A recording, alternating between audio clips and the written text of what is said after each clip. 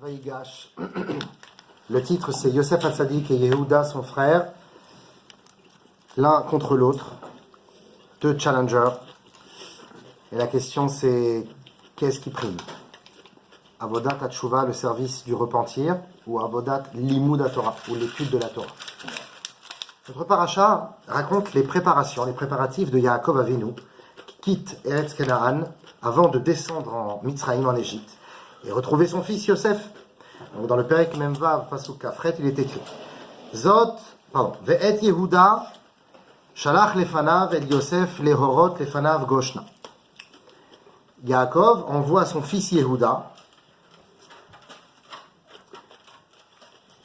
au devant de lui, vers Yosef, afin d'éclairer devant lui, d'amener une lanterne au devant du chemin, Goshna à Goshen.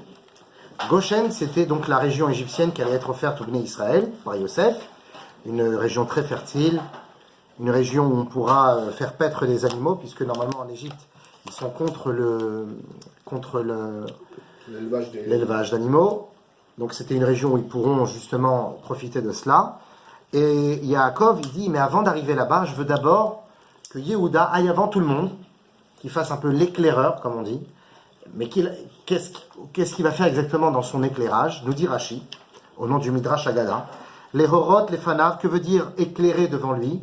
Les taken, l'obek, talmud, shemisham, tetseora. Les horot vient du mot hora'a, qui veut dire enseignement. Il envoie Yehuda bien avant toute la famille, pour qu'il prépare le chemin, pour qu'il prépare l'endroit d'arrivée, en préparant des locaux, des endroits de yeshiva, de Bet HaMidrash, de Bet Talmud, où les Bnei Israël pourront étudier lors de leur séjour assez long en Égypte. Donc avant même d'arriver à l'endroit, il faut d'abord être sûr que c'est un Makom Torah. Un peu comme la halakha du Shulchan Aruch, qu'un homme doit s'exiler, doit choisir un endroit, une ville, où il y a Makom Torah, où il y a un Bet HaMidrash, où il y a un Bet Knesset, Bet Talmud. Donc ça c'est Rashi sur le passage de la paracha de la semaine. Question première qu'on va poser, c'est, premièrement, quelle est la kavana profonde de Yaakov en envoyant Yehuda ainsi? D'abord, pourquoi Yehuda? Pourquoi l'envoyer avant? Il peut très bien arriver en Égypte, ils sont 12 fils, avec leurs enfants, avec leurs femmes, avec leurs serviteurs, tous des tzadikim. Ils arrivent là-bas, ils mettent en place rapidement, en quelques jours, il y a déjà des locaux, et entre-temps, on peut apprendre sur le chemin, on peut apprendre sur une pierre. Je veux dire, pourquoi on a besoin d'envoyer quelqu'un avant? Il n'y a pas de betrava. Il n'y a pas encore betrava, donc pourquoi? Et deuxièmement, quelle est la kavana profonde de Yaakov? Il pense à Yehuda, il y a quelque chose de beaucoup plus précis qu'une simple préparation du voyage. Deuxième question, il y a un midrash, Tanchuma, dans la parashat Miketz, Vav, qui va nous dire quelque chose d'assez étonnant, et qu'on va essayer aussi de comprendre, donc ce sera la question numéro 2. Voici ce que dit le midrash petit 2 à gauche. Vet Yehuda shalach lefanav. Que veut dire que Yehuda a été envoyé avant tout le monde pour préparer donc des bêtes Talmud? Yelmedu Rabbeinu, nos maîtres nous enseignent. Et matai mevarchim alaner bemotzai Shabbat. Et là d'un coup, on nous donne une halakha qui n'a rien à voir avec Yehuda et préparer l'endroit, etc. Et on nous dit, quelle est cette loi? À partir de quand un homme doit allumer la bougie de Motzei Shabbat, c'est-à-dire le ner de Havdalah? Car Shanu Rabbeinu, ainsi nos maîtres nous enseignent, quand? On ne peut pas allumer la bougie tant qu'on n'en a pas vraiment besoin, tant qu'on ne peut pas vraiment en profiter. Quand est-ce qu'on en profite vraiment? Le soir. C'est de la Gemara, ça. C'est aussi rapporté dans la Gemara, tout à fait. Mais la source est Midrash Tanchuma. Et donc, à partir de quel moment on peut allumer le Ner Havdalah? On ne peut pas allumer le Ner Havdalah dès la sortie de Shabbat s'il fait encore jour. Enfin, c'est pour ça qu'on fait sortir Shabbat toujours un petit peu plus tard. Il faut profiter de la lumière. Il faut que ça soit dans l'obscurité. Il faut qu'on puisse allumer la lumière et qu'elle soit profitable. À l'inverse de Hanouka. Un petit peu, ça ressemble un peu à ça. Au Minaïm Lamdou. Et d'où tire-t-on cela? Eh bien, on tire cela d'Akadosh Baruch Hu lui-même. Hachem lui-même allume une bougie dans l'obscurité. Chez Néhéma, comme il est dit dans Bereshit Aleph Dalet, Vayar Elohim et Or Kitov. Dieu vit que la lumière fut bonne au temps de la création du monde. V'achar kar vayavdel Elohim ben Aor ben Achosher. Et ensuite, il sépara la lumière de l'obscurité. Parce qu'il a vu que la lumière était bonne, alors il la sépara de l'obscurité. Et cette lumière qu'il vit être bonne, c'est un peu comme cette lumière que l'on allume à Motzei Shabbat, samedi soir, quand on sait qu'il y a l'obscurité, et que parce qu'il y a l'obscurité, on va pouvoir profiter de la lumière. Et on va voir visiblement, on va voir la différence entre la noirceur de l'obscurité et la beauté de la lumière. Donc il faut de l'obscurité pour arriver à la lumière finalement. Comme Akadosh Baruch Hu, il a vu que la lumière était bonne, et c'est pour ça qu'il l'a séparée de l'obscurité. Vayavdel, Elokim et Ta'or min ha-chosher. Rabbi Zeira bar Abaou Amar, Rabbi Zeira, fils de Abaou, nous dit, Mikan shemvarchim alaner b'motzei Shabbat, mishiuto leoro. C'est de là qu'on apprend qu'il faut allumer la bougie de Motzei Shabbat quand elle est profitable, quand on peut profiter d'elle. Ok. Quel rapport avec Yehuda et les Horot, les Fanav, pour préparer le chemin, ouvrir un local de Torah, un Bet Midrash, un Bet Rabbah, comme tu as dit? Quel rapport avec cette lumière de la Havdalah? Le Midrash, il dit pas ça comme ça, il y a forcément un rapport. Donc notre deuxième question, ça sera de comprendre l'idée de Yehuda préparant le chemin pour ouvrir des endroits d'études, et le fait que le soir de Motzei Shabbat, on allume la lumière de la Havdalah quand on a besoin d'elle par rapport à l'obscurité grandissante. Donc, je reprends deux questions dans cette question numéro 2. Premièrement, quel rapport entre Yehuda en Égypte et le fait d'allumer le nerf de Motzei Shabbat qu'à partir du moment où on profite de sa lumière? Donc c'est ce qu'on vient de dire. Et deuxièmement, ce qu'on doit comprendre aussi, c'est quel rapport avec Vayar Hashem, Vayar Elokim et Ta'or Kitov. On a dit, pourquoi on allume cette lumière Motzei Shabbat à la sortie de Shabbat quand il fait noir? C'est comme Hashem. Ça aussi on doit comprendre. Pourquoi se rapporter à la lumière d'Akadosh Baruch Hu? Il n'allume pas véritablement une lumière, Hashem. Yosef était parti d'Égypte. Yosef était toujours en Égypte, il attend que son père Yaakov le rejoigne. Donc on doit aussi comprendre le lien avec Dieu lui-même qui sépare l'obscurité de la lumière. Petit dé. Là, à ce moment-là, on est d'accord que les frères savent déjà que c'est Yosef, ça y ils est, le rejoignent. bien sûr. Alors pourquoi ils veulent renvoyer un éclair? Parce qu'ils sont déjà tous descendus. Non, ils sont tous repartis. Oui, mais ils sont déjà vu plus ou moins qu'ils pouvaient s'installer. Donc pourquoi ils veulent le renvoyer alors qu'il est... Parce qu'il n'y a pas encore un Beth Talmud. Yosef, il n'a pas construit de Beth Talmud. C'est Yehuda justement qui va construire un Beth Talmud. Le Beth Talmud, c'est la lumière et l'Égypte, c'est l'obscurité. Exactement. Donc, il faut... Petit dé. On y va. La relation Yehuda-Yosef, Yosef-Yehuda, n'est pas si simple que cela. Elle est un peu compliquée. Et ne débute pas forcément bien. Lors de leur première rencontre de la paracha de la semaine, Vaïgash et Lav Yehuda, Yehuda se présente à Yosef, avec même Dalet Pasuk Yotret de notre paracha, petit 3 à gauche. Vaïgash et Lav Yehuda Vayomer. Yehuda se présente à Yosef et lui dit, Bi Adoni, Yedaberna Avdecha Davar Beozne Adoni. S'il te plaît, mon maître, laisse ton serviteur parler à tes oreilles. Donc en deux mots, Yehuda dit à Yosef, je t'en prie, vice-roi d'Égypte, laisse-moi te parler. Laisse-moi te convaincre de renvoyer Binyamin. Ne le garde pas, c'est notre frère. Là, il ne s'est pas encore dévoilé à eux. Et ne te mets pas en colère contre ton serviteur, contre moi. Car on sait que toi, tu es comme Paro et que, d'un coup de tête, tu peux nous couper la tête, elle s'en chaud. Donc, s'il te plaît, t'énerve pas et laisse-moi te parler. Ça, c'est le pshat. Maintenant, Rashi, au nom du Midrash. C'est la 6 ou 5, je sais pas. Exactement, bravo. Il y a plusieurs commentaires que Rashi rapporte. Et le dernier qu'il rapporte dans son commentaire, il rapporte le Midrash qui dit qu'à ce moment-là, Yehuda est en train de menacer Yosef, vice-roi d'Égypte. Il ne sait pas encore qu'il est Yosef. Il dit, Ki kamocha ke Paro, quand il lui dit tu es comme Paro, qu'est-ce qu'il lui dit? Im taknetni, oula, he'erog otra ve'et adoncha. Takniteni, voilà. Ha'arog otra ve'et adoncha. Si tu me déranges, si tu m'embêtes, je te tuerai toi et ton maître. Quand il dit ata kamocha ke Paro, tu es comme Pharaon, c'est pas que j'ai peur de toi comme j'aurais pu avoir peur de Pharaon. C'est que toi, tu dois avoir peur de moi parce que toi et Pharaon, je peux les détruire en un seul coup. Donc Yehuda, déjà, a une relation un peu combative avec Yosef. Déjà, il lui rentre dedans. En sachant que c'est son frère. Non, pas encore. Il ne le sait pas encore. Mais c'est un combat qui est essentiel en réalité, qui est profond depuis la vente. C'est Yehuda qui vend Yosef. Donc c'est un combat spirituel finalement entre ces deux personnages. Même si textuellement, il ne sait pas encore que c'est Yosef. Mais finalement, l'entente s'installe entre les deux. Comme va nous dire le Midrash, Bereshit Rabbah Tzadi Gimel Bet, petit 4 à gauche, Vet Yehuda Shalach Lefanav, Yaakov envoya Yehuda, donc après que Yosef s'est dévoilé à eux, il retourne à la maison, et Yaakov dit à Yehuda, pars et prépare-moi un endroit de Talmud. C'est pour ça qu'il est écrit dans Eyov, le prophète Job, Kaf et Bet, Hamshel va fachad aimo, ose shalom bimromav. C'est un passouk de Eyov qui dit la gouvernance et la crainte est avec lui, sauf que ose shalom bimromav. Il fait faire la paix entre les deux. Qu'est-ce que ça veut dire?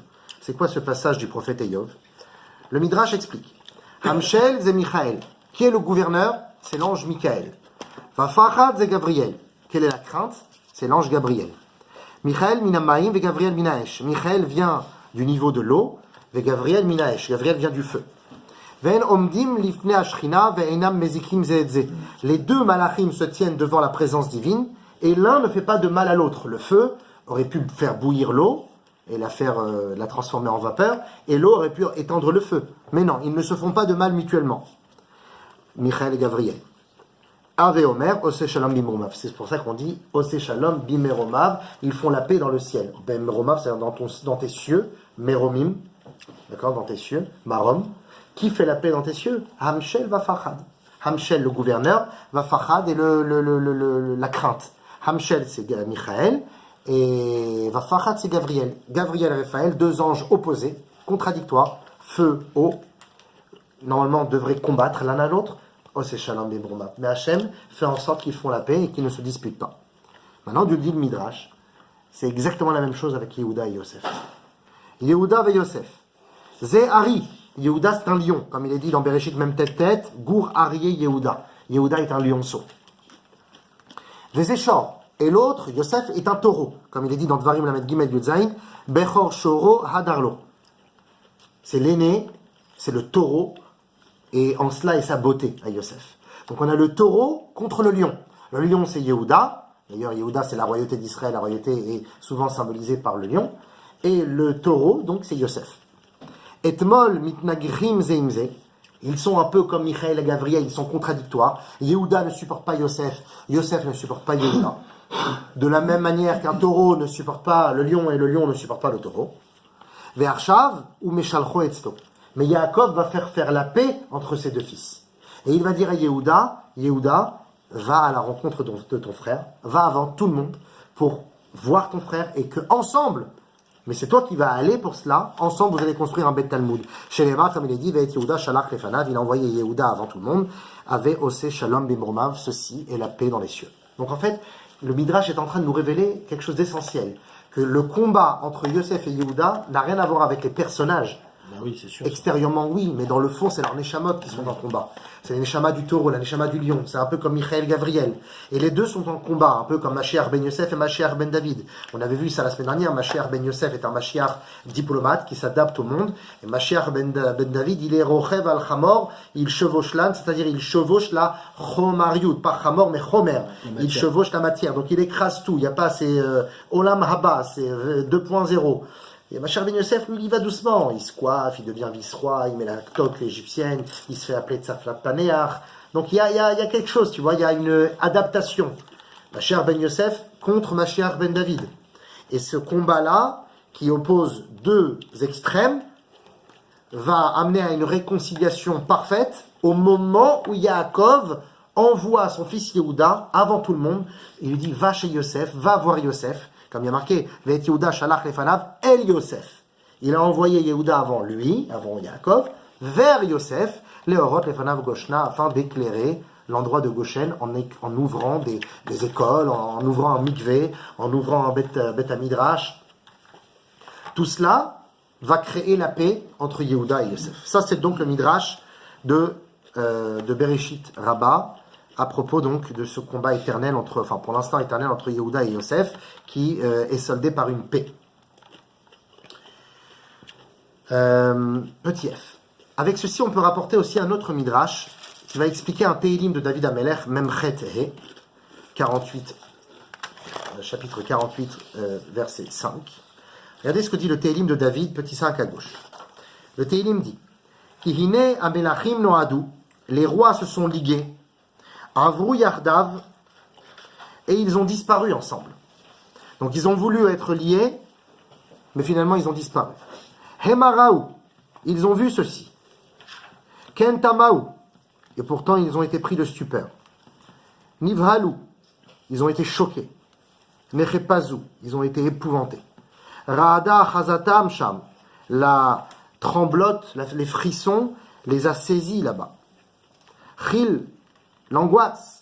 Kayoleda, comme une femme enceinte, comme une femme qui est en train d'accoucher. Une femme qui est en train d'accoucher, c'est un blasphème.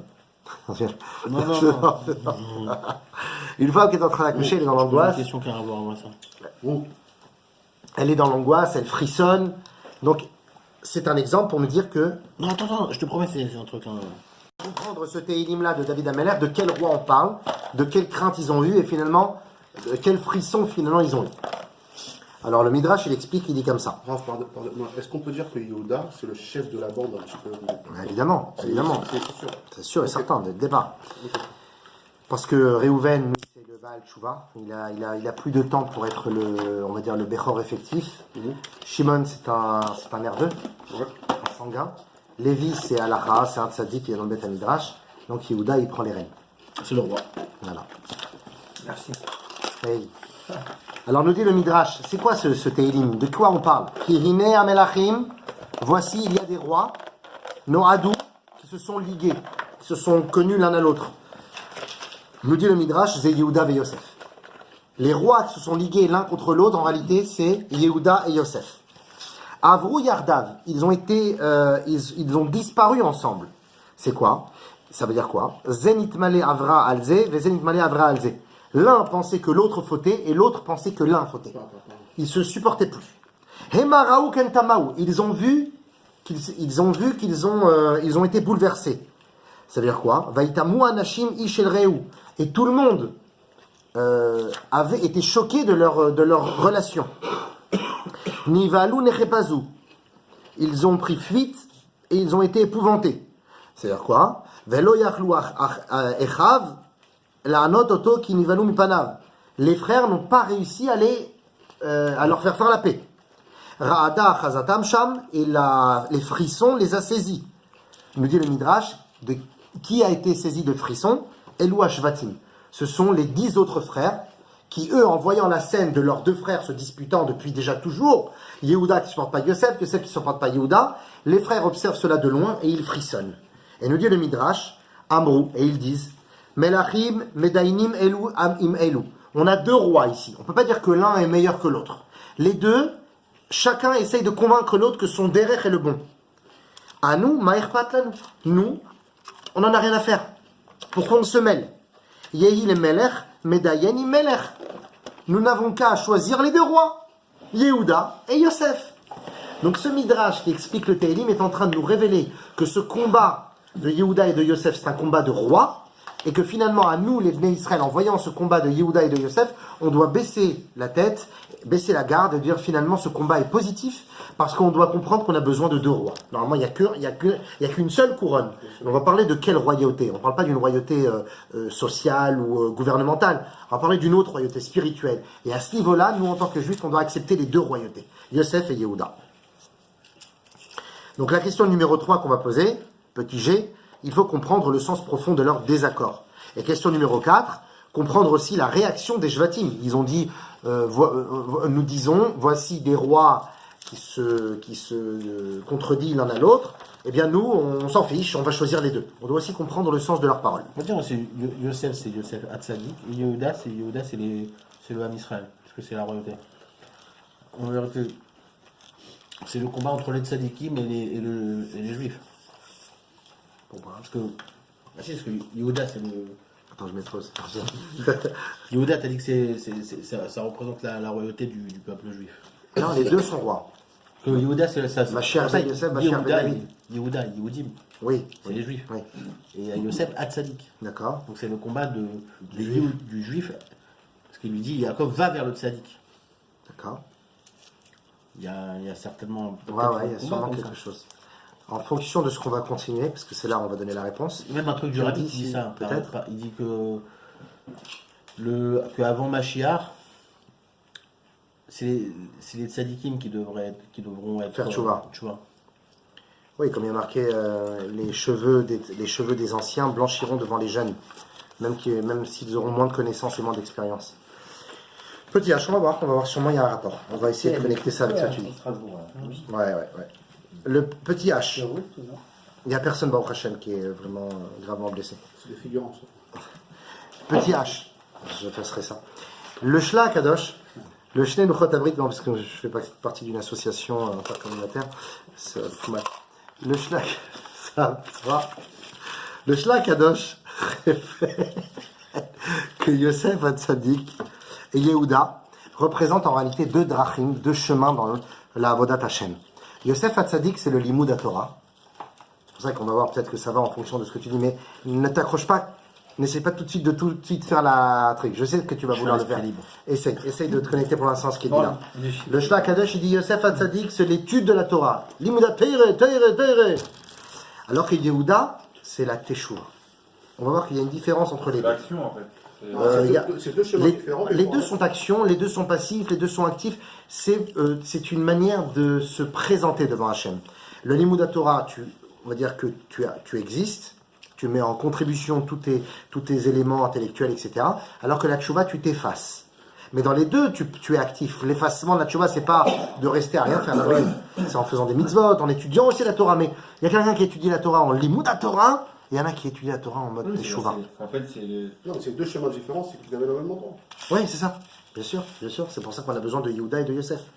Donc deux drachim, Teshuvah et Limud Torah. Alors comment le Shla nous explique cela? Regardez petit site, petit site à gauche. Que Yehuda il a envoyé pour faire des lieux d'études de Torah. Tout à fait, ça va être tout le but du cours. Yehuda est envoyé pour faire des bêtes Talmud et finalement c'est lui le monde de la Teshuvah. Et non pas de Limud Ça a Torah. inversé. Non, mais il a dit tu vas faire des bêtes avec Yosef. Chez Yosef. On va voir justement, il y a tout un truc très joli là-dessus. C'est complémentaire. En fait. Regardez petit 6 à gauche. Kishte Adrachim, le Shla Kadosh nous dit, Kishte Adrachim chez Salelu, Yehuda et Yosef, ces deux chemins, deux cheminements vers Dieu qui ont été gravés, qui ont été sillonnés par Yehuda et Yosef. Hen derech ha-tshuva ve derech ha-Torah shenikrot derech. Ce sont les chemins de la Tchouva et les chemins de la Torah, que les deux sont appelés chemins, derech. Parce qu'à propos de la Tchouva, nous trouvons dans le Teilim Kaf e Chet, Tov, nous dit David Amelech, Tov veyashar Hashem, alken yoreh chataim badarech. Hashem est droit et bon, craignant les fautes sur le chemin.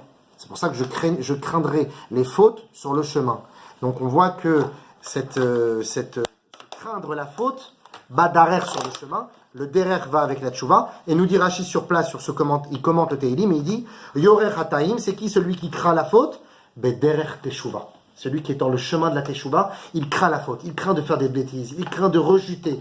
Quelqu'un qui est dans un mouvement de teshuva, il veut absolument pas tomber. Donc ça s'appelle un derech. Une teshuva, c'est pas un truc qu'on fait. J'ai fait teshuva. Pas du tout. C'est un derech, c'est un cheminement, c'est un chemin de vie. Des tzadikim qui connaissent la Torah par cœur, ils sont encore dans un état d'esprit de teshuva jusqu'à encore 120 ans. Parce que c'est une façon de vivre. Ce n'est pas une action. C'est un derech. Oui, parce que sinon la tchouva n'existerait pas pour les tzadikim, parce que les Tout à fait. tzadikim ils ne fautent pas. Tout à fait. Et c'est pour ça qu'il est écrit dans les Slichot, El Melech Yoshev El Kserachamim, il y a marqué Vederech Teshuva Horeta. Tu me montres le chemin de la Teshuva. Donc on voit que le chemin va avec Teshuva. On a également trouvé que Torah va avec chemin. Pourquoi? Parce qu'il est écrit dans le Teilim Kuftitet Aleph, Ashrei Temime Derech Darech Aolchim Betorat Hashem.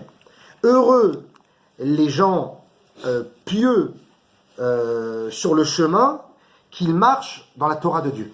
Donc on voit encore que le sujet du chemin va aussi avec Torah. Donc il y a le chemin de la Teshuvah, comme on a dit tout à l'heure, Bederech Teshuvah, selon le commentaire de Rashi sur le Teilim. Et il y a Derech Torah. Derech Torah, c'est Derech Haolchim Betorat Hashem, nous dit David Amelech. Deux Teilim qui nous parlent du chemin. Un chemin toraïque et un chemin tchouvatique.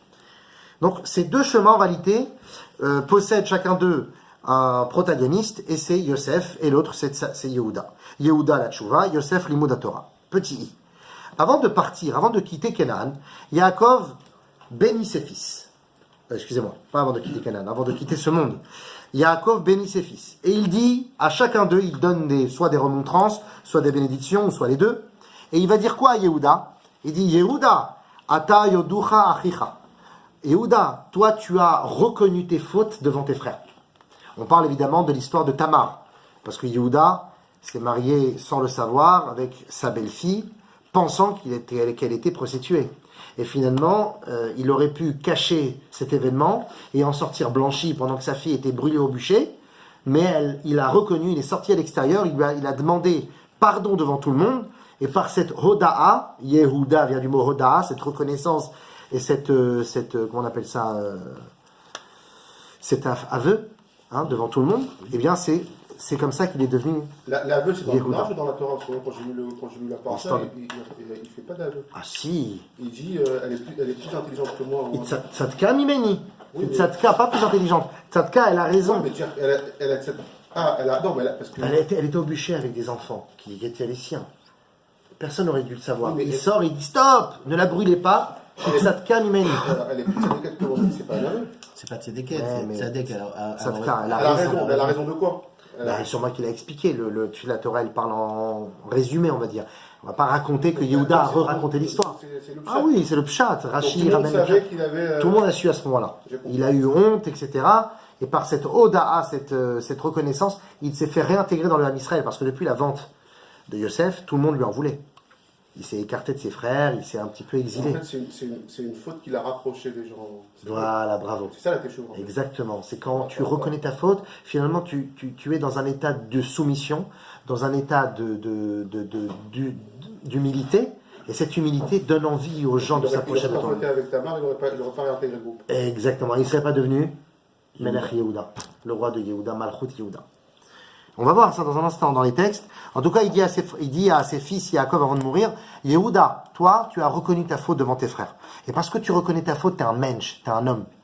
Tu es un homme.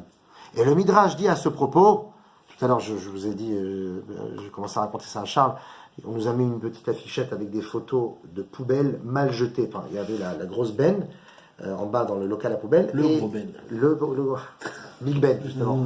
Et à côté, des sacs posés à côté. Bon, c'était pas jeté, mais posés au lieu de dans la poubelle. Oui, c'est une honte, à peine 1 mètre de la benne, arrête de m'embrouiller. Les poubelles n'ont pas été jetées, etc. Et je regarde dans la photo, je vois, il y a 3-4 sacs, et un des sacs, on dirait le nôtre. Maintenant, ça veut rien dire, un sac poubelle, c'est un sac poubelle. On dirait le nôtre, c'est bizarre. Et là, il n'y avait pas sans patate dedans en plus. Hein. Mais quoi? Mais finalement, ma femme, elle me dit quoi aujourd'hui? Elle me dit, écoute, j'ai eu trop honte. Elle me dit, je suis parti voir le gardien. Je lui ai dit, écoutez, on a vu les photos. Nous, d'habitude, on fait toujours très attention. Mais vendredi dernier, on a donné à notre petit garçon qui a 7 ans de jeter les poubelles pour voir s'il savait se débrouiller. Mais il nous a avoué, en voyant les photos, il nous a avoué, j'ai peur que ce soit moi que j'ai posé par terre, parce que j'avais très peur. Tu sais, le local à la poubelle, ça fait flipper parfois. Et au lieu de le mettre dans la poubelle, il l'a posé, il est vite parti, tu vois. Et c'est possible que c'est notre fils, donc on vous demande pardon. Et il nous a dit, je sais que c'est vous. Parce que quand on a vu ça, on a un peu ouvert. Et on a vu, non, on a vu votre nom sur une enveloppe. On a su que c'était vous. Et tous les autres sacs, on sait aussi c'est qui. Personne n'a voulu avouer sa faute. On est parti les voir tous un après l'autre.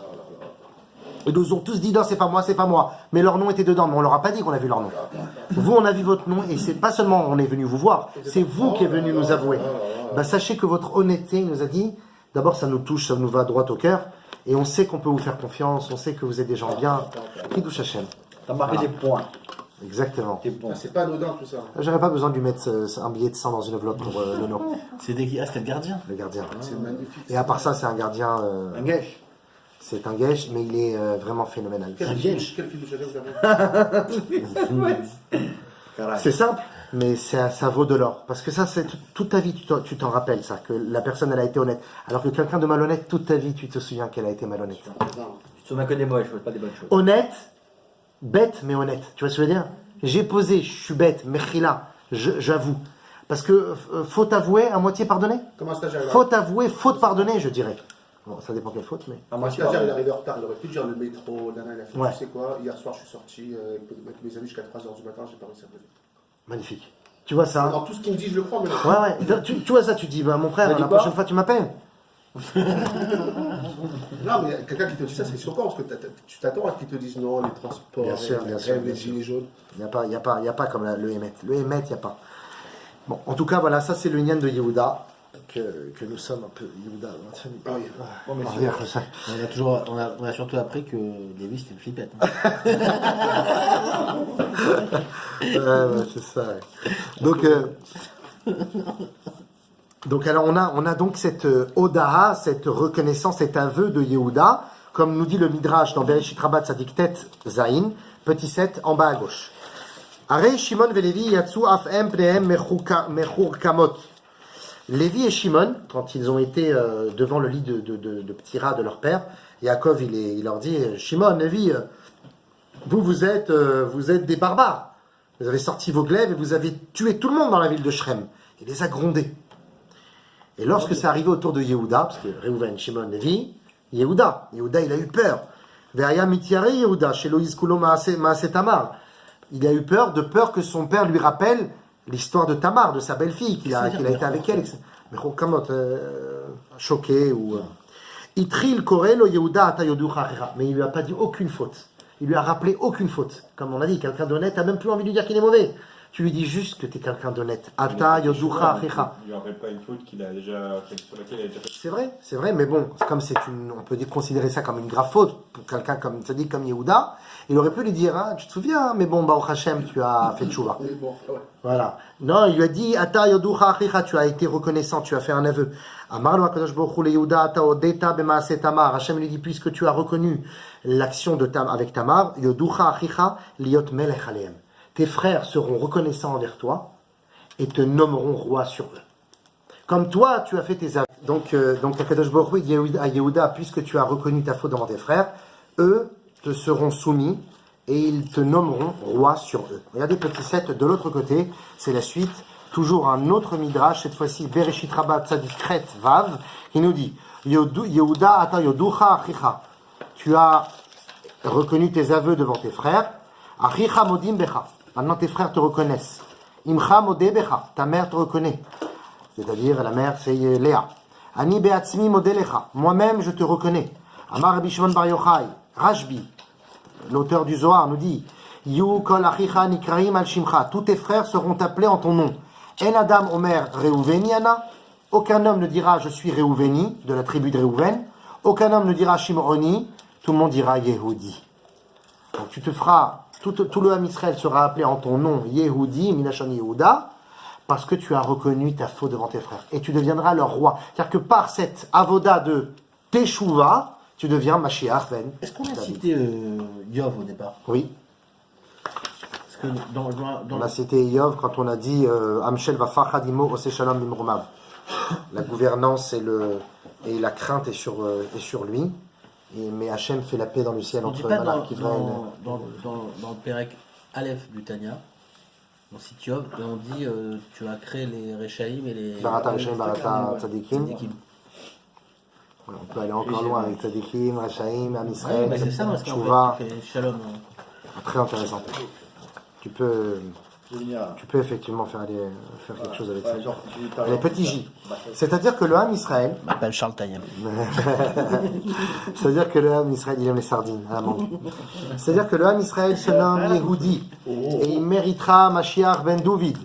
Par le mérite du Derech de Yehuda, celui de la Tchouva. Donc la Tchouva amène effectivement Mashiach ben David. Alors que Yosef Hatzadik, lui, il symbolise l'autre côté. Le service de l'Imoud Torah. Le Limud Torah qu'il a appris depuis chez son père déjà, Yaakov Avinu, comme il est dit dans la paracha de Vayeshev, la Medzaïn Gimel, et puis vite à gauche de l'autre côté, Ve Israël a avec Yosef Mikol Manav qui ben Skunim Hulo. Israël, donc Yaakov, aimait Yosef parmi tous ses fils, parce que c'est le fils de sa vieillesse. Rashi il explique sur place c'est quoi le fils de sa vieillesse. Unkelos Tirgem, Rashi rapporte Unkelos, le traducteur, bravo. Bar Hakim, c'est le fils de la Chochma. Houlé, il est pour lui. Kolma shelamad misham, Kolma shelamad mishem ve'ever masarlo. Tout ce que Yaakov a appris à la yeshiva de Shem et Ever à Yerushalayim, plutôt à Shalem, eh bien il a enseigné à Yosef, il a transmis à Yosef. Donc Yosef, il est le véhicule et la suite directe du Limud Torah de son père Yaakov, qui a étudié 14 ans à la yeshiva. Et qu'avant ça, il avait passé 63 ans, Yoshev Ishtam, Yoshev Ohalim. C'est non pas Yehuda qui va recevoir cet héritage de Torah, de Limud, mais bien Yosef. Petit L, car de même que Yaakov a tenu bon face à Lavan, grâce à son Limoud, comme il est dit, Im Lavan Garti, j'ai habité avec Lavan. Tariag mitzvot shamarti, et j'ai observé les 613 mitzvot, bien que j'étais chez les Rechaim, j'ai continué à pratiquer les mitzvot et la Torah. Alors de même, Yosef, il tient bon en Mitzrayim, grâce au limud à Torah, grâce à tout ce qu'il va recevoir de son père, comme nous dit la Gemara. Regardez, petit neuf de l'autre côté, Kiddushin, Lamed Amoud Bet, 30b, qui nous dit Car Hakadosh Baruch Hu Amar Lahem les Israël, ainsi Hachem dit à Am Israël, Banaï, mes fils, Barati Yetzer Hara ou Barati lo Torah Tavlin, j'ai créé un mauvais penchant, mais j'ai aussi créé devant une Torah médicamenteuse. Veimatem oskim batorah, et si vous... Tavlin épicé aussi, oui, parce qu'on peut trouver aussi un pshat sur ça. Veimatem oskim batorah, et si vous pratiquez, vous étudiez la Torah, en atem nimsarim beyado, vous ne tomberez pas dans les mains du Yetzer. Donc ça veut dire que si Yosef Hatzadik a tenu bon en Égypte ou Yaakov a tenu bon chez Lavan, c'est par quel mérite? L'Imoud Torah. Parce que quand t'as Torah Tavlin, Torah épicée, Torah piquante, Torah médicamenteuse, alors t'as plus Yetzer Hara. Donc on voit que Yosef, c'est le symbole, l'archétype du Limud Torah. Petit M, la Gemara, dans Yoma, Lamedhe Amoudbet, 35b, nous dit quelque chose d'assez étrange. Yosef, Mechayev et Areshaim. Si un jour il y a des Rechaim, Chazve Shalom, qui est celui qui sera un peu comme leur accusateur ou leur procureur? Qui sera leur procureur? Yosef. Yosef, par son personnage, accusera en quelque sorte les Rechaim de se laisser trop aller. Pourquoi? Regardez ce que nous dit la Gemara, petit 10 de l'autre côté. Racha Omrimlo. Un Racha, qu'est-ce qu'on lui dit? Mipnema lo asak tabatora. Quand il va monter dans le ciel, après 120 ans, on espère. Ah, c'est le Mishnah, ça, non? C'est Yoma, ouais. Yoma. Il dit, pourquoi t'as pas étudié la Torah? Si il dit, mais moi je suis trop beau, j'ai une belle coupe, j'ai une belle tronche, je suis Pourquoi musclé. tu souhaites 120 ans alors? Non, on souhaite à tout le d'accord, monde 120 ans. C'est aussi, il fait des choix. Après peut-être que non, justement, parce que si tu lui souhaites plus de vie, il va faire plus de Haverot. Voilà, tu Et il aura moins de Olam Haba. Mais ça, c'est une version létaïte de la chose. La version chassidique, c'est de dire, voilà, donne-lui encore plus de semaines de Donne-lui chouva. 120 ans pour qu'il puisse. Voilà. Alors, il dit, si j'étais occupé à me coiffer, j'étais occupé à me faire beau et à faire du squat, si j'étais occupé, voilà, je voulais devenir beau gosse. Yosef, il était plus beau. Bravo. Omrimlo, on lui répond, Kloum nae aitam Yosef, tu penses être plus beau que Yosef. C'est économiquement le plus beau que le monde déjà ait porté. Voilà. C'est magnifique. Ça. Amrou alav al Yosef Hatzadik, car il est dit à propos de Yosef Hatzadik, Bechol yom vayom aïta eshet Potifar meshtadlato betvarim. Chaque jour, la femme de Potiphar essayait de nouvelles astuces pour le, 6 tenues par jour au 5. bravo, pour l'attirer. Begadim chez lavcha, lo shacharit, lo lavcha, lo arvit. Les habits qu'elle portait le matin, elle ne portait pas l'après-midi. Begadim chez lavcha, lo arvit, lo lavcha, lo shacharit. Ce qu'elle portait l'après-midi ne portait pas le matin. Amrano Eshmali, elle disait, écoute-moi. Amarla lave, il lui disait non, je veux pas t'écouter. Amralo areni chovashtecha bevet asurim. Si tu continues, je vais t'enfermer en prison. Amarla, il lui répondait, Baruchata Hashem matir asurim. Hashem, il délivre les prisonniers. Il dit, ah, areni kofefet kobatra, je vais te briser le dos si tu continues. Il dit, Baruchata Hashem, Zokef Kefufim. Il redresse les courbés. Areni mesamet enecha. Areni mesamet enecha, je vais te percer les yeux, je vais te rendre aveugle. Hashem, Baruchata Hashem, Baruchata Hashem, Pokeach Ivrim. Hashem, il distille, il ouvre les yeux des aveugles. Natnalo, c'est dans les brachot du matin. Natnalo elef kikare kesef lishmoa elea lishka vetzla liotima. Elle lui a offert 1000 pièces d'argent pour qu'il aille avec elle. Velo ratza lishmoa elea. Il ne voulait pas l'écouter. Lishka vetzla baolamazé, ni coucher avec elle dans ce monde-ci. Veliotima l'olababa, ni d'être avec elle dans l'olamaba. Il a dit ni l'un ni l'autre, je veux pas être avec toi. Et par quel mérite il a pu tenir Yosef Hatzadik? Par le limoud à Torah qu'il a appris de son père. De même, face à la femme de Potiphar, son limoud. Ça a été la plus belle femme que le monde déjà ait portée aussi. Exactement. On dit que c'était un Gilgoul. La femme de petit part. Lui, il était marié ou pas? Il s'appelle Potiphar. Il était marié? Ouais, mais c'est pas très grand, ça. C'est un petit phare. Il était marié ou pas? Yosef. Yosef, non, pas encore. Il va se marier avec la fille adoptive de Potiphar. C'était la plus belle femme que le monde déjà ait portée. Est-ce qu'on l'a vu en photo? Bon, ça va, on passe à autre chose. Il faut switcher. Alors, qu'est-ce que nous dit le Midrash à propos du maintien de la force de Yosef, la force de caractère de Yosef de ne pas tomber dans la faute? Nous dit le Midrash petit 11, à gauche, le Midrash Yalkut Shimoni, Parashat Vayeshev, Remez, Kuf Mem Vav. Regardez ce qu'il nous dit. Vayavo Abaïta la Sot Melarto. On l'a vu déjà la semaine dernière. Il vint à la maison pour faire sa besogne.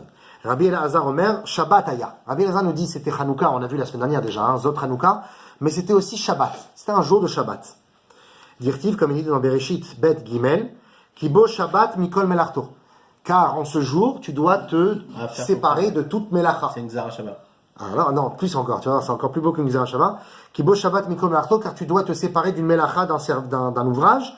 Ou ma Melacha Italo, et concrètement, Kibo Shabbat Mikol Melarto, si tu as aucun travail à faire Shabbat, alors pourquoi il est venu dans la maison pour faire son travail? Donc ça veut dire que c'était pas un vrai. C'était pas pour faire un travail physique. Parce qu'il y a marqué, Vayavo Ayom, Kayom Azé, la Sot Melarto, il est venu faire sa besogne dans la maison. Ah, ça veut dire mais c'est Shabbat. Shabbat, il n'y a pas de besogne. Normalement, il aurait dû dire à Potiphar, moi, je travaille pas Shabbat, tu me donnes une journée off. Et il aurait dû accepter. Donc, il n'aurait pas dû venir dans la maison travailler. Le sage nous dit, qu'est-ce qu'il est venu faire? Quel travail il est venu faire? C'est ça, le travail, c'était d'aller avec elle, non? D'après un avis. Mais d'après Rabbi Elazar dans le Midrash, Eliezer, qu'est-ce qu'il nous dit? Il dit, Oma Melacha Italo, quelle était cette Melacha, cet ouvrage qui était venu faire dans cette maison? Shone Vekore Mashe Aviv Lamdo. Il était venu étudier. Parce qu'il savait qu'il avait des tentations pour cette femme, mais il fallait qu'il s'arme de toutes les carapaces, de tous les boucliers possibles. Et son bouclier, c'était le Limud Torah. C'est pour ça que la Sot Melarto, c'était pour venir faire une Melechet Kodesh, et un service de Dieu pur et propre, qui est donc Limud Torah. Et il n'avait pas ça, Neshama Yetera, là? Par rapport à Shabbat, Oui, sûrement. On va parler en plus de Neshama Yetera dans un instant. Et Vechen Bezoar, aussi dans le Zohar, Vayeshev Kuf Tzadik Amudbet 190b, nous dit Rabbi Shimon Bar Yochai, Vayavo Abaïta la Sot Melarto, il est venu dans la maison pour faire sa besogne, Begin Leishtadla Beoraita, il est venu étudier la Torah, ou les Me'avad Koudé de Oraita, il est venu pratiquer les mitzvot dans cette maison. Deyu Melarto, ceci est appelé Melarto, des Barnash Be'ay Alma, c'est la Melacha des hommes dans ce monti. Quand tu dis, qu'est-ce que tu fais dans la vie? Moi je fais une Melacha. Quelle Melacha? J'étudie la Torah. Mais c'est pas une Melacha que la Torah, si. Et d'ailleurs, c'est une loi en Israël. Il y a marqué Talmudo Melarto, un truc du genre. Ouais. Oui, c'est pour ça qu'un Bachou Yeshiva ou un Avrer, il n'est pas tour de faire l'armée. Ouais. Parce que c'est. Tant qu'il est exempté. Il est pas exempté. Il fait déjà le service pour la Médina. Le service militaire, c'est de rendre service au pays. Quand tu étudies la Torah, tu rends service au pays. Le gouvernement israélien le reconnaît, ça. C'est vrai, Brené? Bien sûr. Il y a beaucoup de. Comment c'est écrit? C'est pas Melarto. Il y a beaucoup de tensions par rapport à ça. Il y a toujours eu de tensions, mais la loi, elle est comme ça. Ça s'appelle comment? Ça s'appelle. Ah, j'ai oublié. Le régime, ils font pas l'armée, c'est ça? Sur le bout de la langue. Hein? Le gouvernement, il reconnaît? Talmudo. Bah oui, puisqu'ils font pas l'armée. Non, ils font. J'ai oublié. Désolé. Demandez à Charles. Cher internaute, vous nous rappellerez dans les commentaires. Les youtubeurs. Un pouce bleu. Un pouce bleu? Ouais.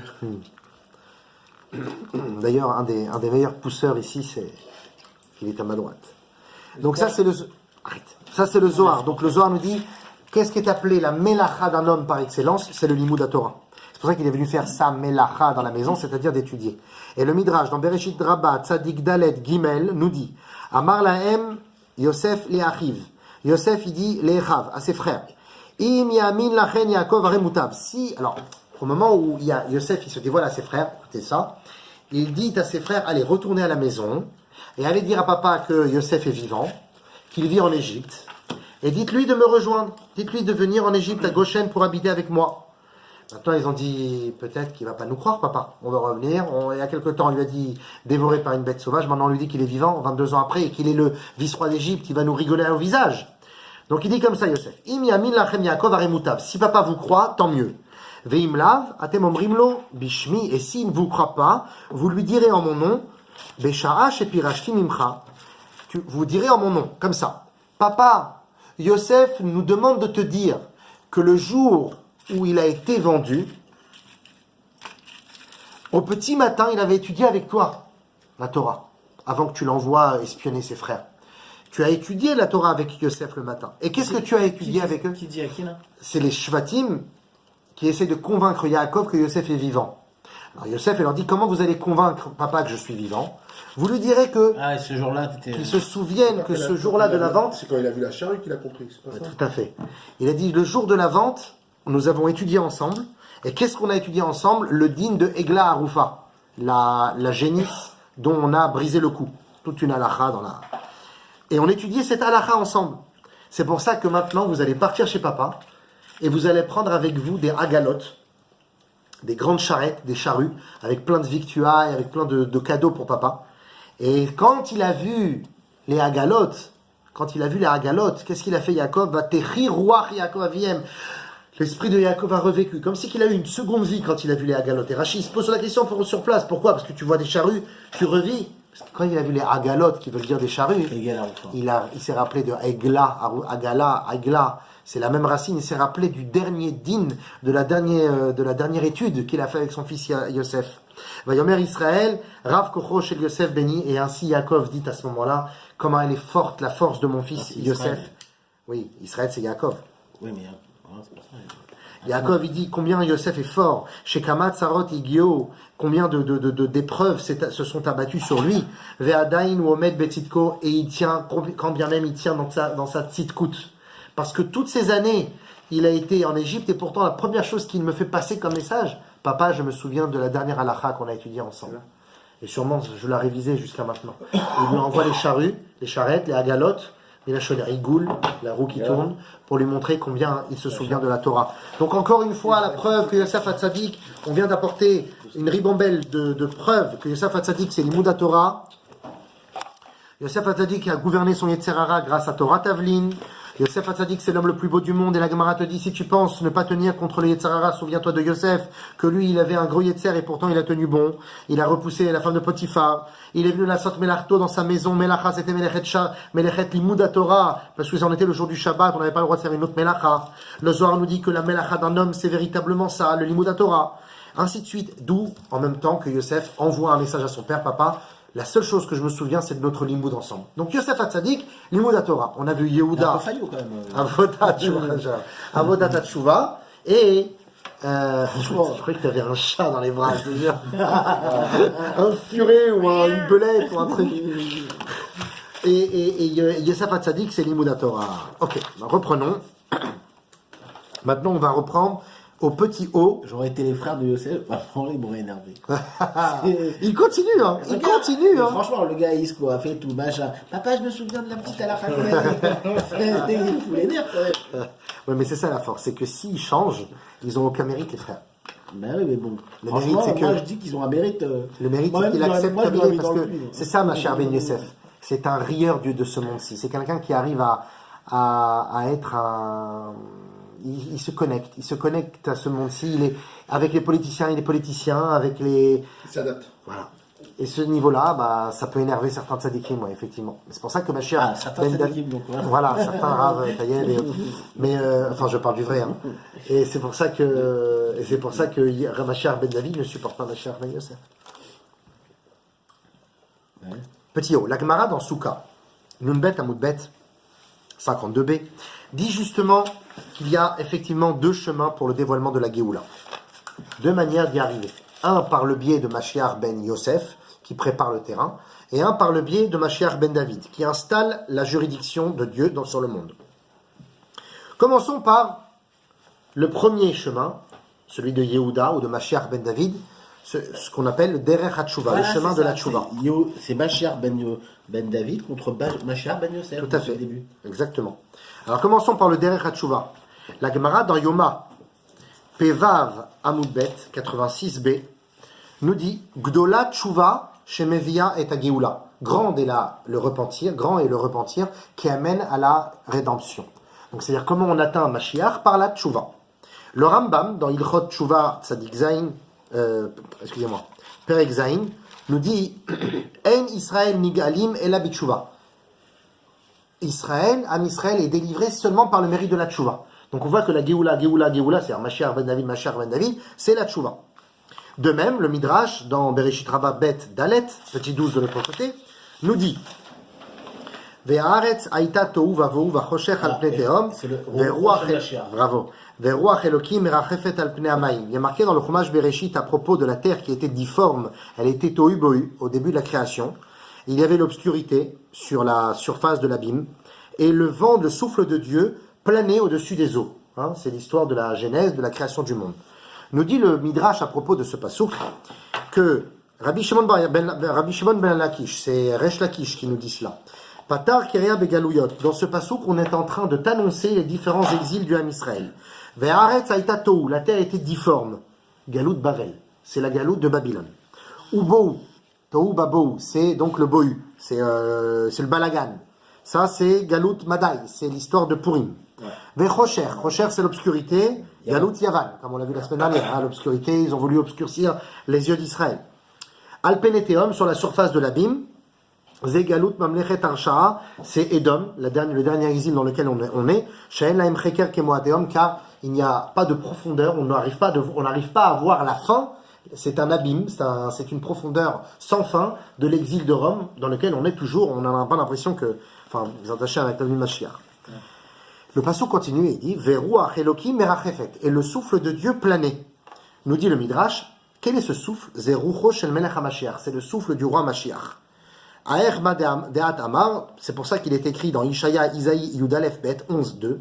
Venacha alav roi Hashem, sur Mashiach s'installera le souffle de Dieu. Venacha alav roi Hashem, sur lui s'installera, se posera le souffle de Dieu, donc le souffle de Mashiach.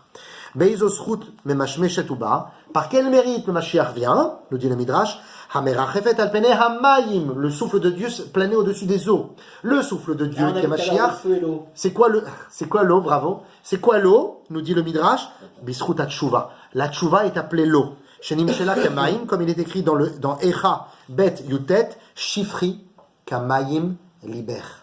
Verse ton cœur comme de l'eau. Déverse-le, épanche-toi, fais tshuva comme de l'eau. Donc la tshuva est apparentée à l'eau.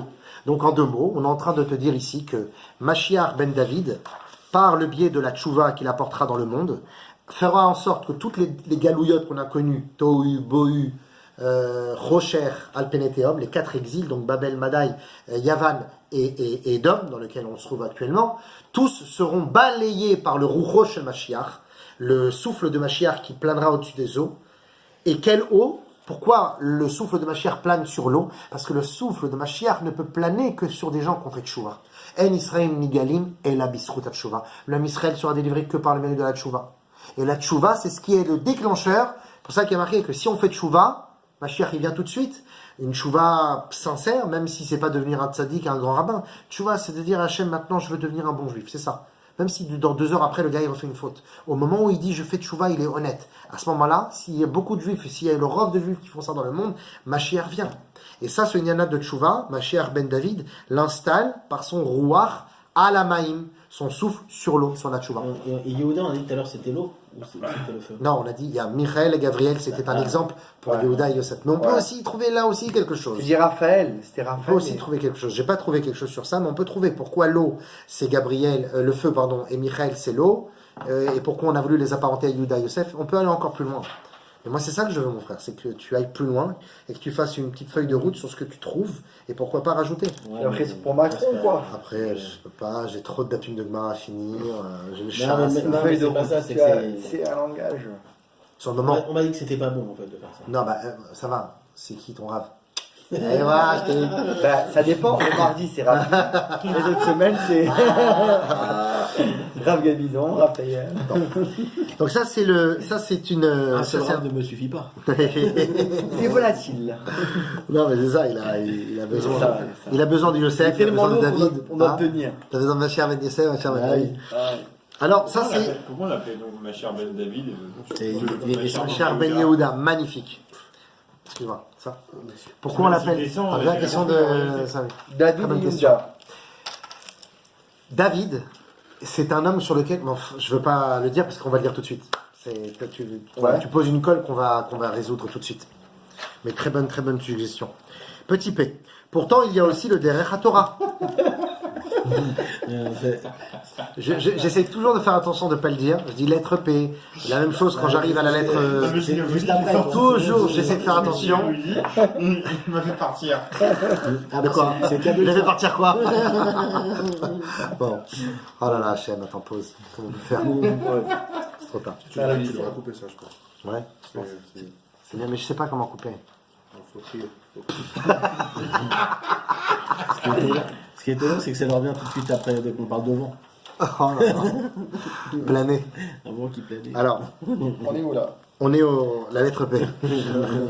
Pourtant, il y a aussi le Derech HaTorah. On a dit que Mashiach il vient par le Srout de la Tchouva. Mais il y a aussi Derech HaTorah. On a besoin de Mashiach Ben Yosef qui est nécessaire. Qui nous rapporte aussi le Or HaChaim, Rabbi Chaim Ben Attar, un Marocain. Petit 13 de l'autre côté. Regardez ce que dit le Rabbi Chaim Ben Attar. Le seul. Verouach el... Oh mince, avant de parler de l'Imouda Torah, c'est maintenant qu'on répond à la question de Samuel. Pourquoi on appelle Mashiach Ben David et pas Mashiach Ben Yehuda? Regardez, c'est en haut, tout en haut de la colonne du milieu. Vechen, Avodazara, Dalet Amoudbet, qui a marqué dans la Gemara de Avodazara 4b. Lo David Raoui le Otomaase. Vous savez, David, il était éperdument amoureux d'une femme mariée, Bathsheba. Elle était mariée avec un homme de guerre, un grand combattant, Uriah. Et il a voulu d'elle, et pendant qu'il était en champ de bataille, il a eu une relation avec elle, elle est tombée enceinte de cela, et comme il voulait surtout pas que la faute soit connue, il a demandé à Uriah de partir, de revenir très rapidement des champs de bataille. En tant que roi, il avait le droit de lui demander de revenir des batailles, pour que vite il retourne avec sa femme, et qu'il pense que l'enfant qui va naître vienne de lui. C'est encore plus vicieux, hein. On peut se dire, David, qu'est-ce que tu fais, quoi, David Ameller. Mais il y a plein d'explications sur ça, qu'il n'y a aucune... Je vais essayer très rapidement de les dire parce que c'est trop long, mais... Et donc, finalement, Uriah, il a refusé à David. Il a dit non, moi j'écoute qu'un seul homme, c'est Yoav. Mon maître, c'est Yoav. Yoav, c'était le chef d'armée de David. Il dit, moi j'écoute pas David, j'écoute Yoav. Et David lui a dit, ah bon, il n'écoute pas? Bah tu l'envoies au front. Tu l'envoies en première ligne. Tu l'envoies en première ligne. Il meurt, il meurt pas, mais tu l'envoies en première ligne. Et lui, comme c'était un fougueux, un patriote, Uriah, il est parti. Il est mort au champ de bataille. Bathsheba a mis au monde, il l'a marié, et le bébé n'a pas tenu. Niftar. Maintenant, ça, je vous explique, en réalité, c'est pas une faute de David. Déjà, à la base, quand les soldats partaient en guerre, ils donnaient un guet à leur femme. Donc, elle n'était pas mariée. Elle n'est pas mariée. Toujours valable ça? Non, c'est plus le cas aujourd'hui. Et deuxièmement, un homme qui n'écoute pas son roi, c'est une halakha, condamné à mort. Donc c'est de l'avoir envoyé au front, il a tous les droits. La seule chose qu'on peut lui reprocher, c'est d'avoir caché. C'est d'avoir caché. Mais qu'est-ce qui va être dit à la fin de la vie de David? Il va tout annoncer. Il va faire une chouva. Toute sa vieillesse, il va beaucoup souffrir à cause de cela. À cause de cette histoire. Regardez ce qu'il dit la Gemara. Lo David Raoui le Otomaase. David n'est pas censé faire une faute pareille. Comme il est écrit dans le Teilim, Kouftet, Kavbet, il y a marqué Velibi, Halal, Bekirbi, mon cœur s'est vidé de moi. J'ai mal au dos. Qui Aragobet Anit, j'ai vidé mon cœur de mon Yetzerara parce que je l'ai tué avec les jeunes. À cause de cette faute qu'il a fait avec Bathsheba, toute sa vie il a jeûné et il a tué son corps en jeûnant. Et là, Lomar lecha sheim chata yachid omrimlo kelach etzel yachid. Parce que celui qui faute, et il dit non, moi personne, Hachem me pardonnera jamais. On lui dit, va voir David. Une communauté qui faute et dit, jamais Hachem me pardonnera, on leur dit, va voir la communauté du Vaudor. Si on dit un qui est appelé véritablement Baal Tchouva dans la Torah, alors qu'il était très haut, c'est David Ameler. C'est le Yachid de la Tchouva. Ve'aïnou de Rabbi Shmuel bar Nachmani Amar Rabbi Yonatan. Rabbi Shmuel, fils de Nachmani, dit au nom de Rabbi Yonatan. Maïdirtiv, c'est ce qui est écrit dans Shmuel, Bet, Kav Gimel Aleph, Neum David, parole de David, Ben Ishai, fils de Ishai, ou Neum Agever ou Kam'al. C'est la parole de l'homme, le mec, Agever ou Kam'al, qui est monté au-dessus de tous.